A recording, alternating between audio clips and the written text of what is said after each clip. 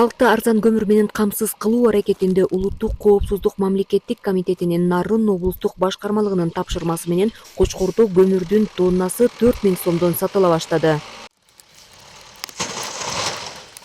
Бирок Теңдик айылындагы кампага түшкөн арзан көмүр майдараак болгондуктан жанындагы жеке ишкер мурда түшүргөн кезек көмүр гана сатылууда. Көмүр түштөн көмүр алайлы деп келгенбиз. Мамлекет түшүрүптүр 4000ден. Бул жеке менчик дейт, бул 4400 экен.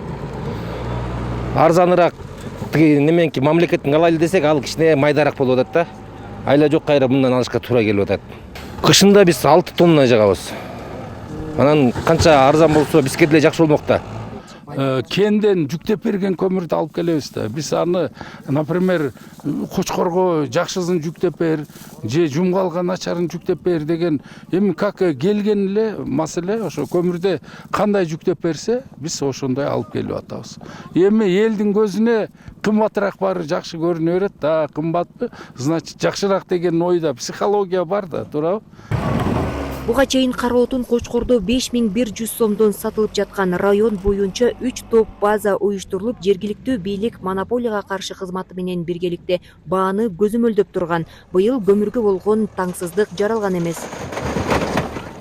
Белгилей кетсек, Кочкор району күз-кыш мезгилинде жалпы 45 000 тоннага жакын көмүр керектейт. Мунун 30 000 тоннасын калк пайдаланса, калганын социалдык мекемелер жагат. Гүлбүбү Жанышбекова, Нур Сабылаев, Нарын жаңылыктары.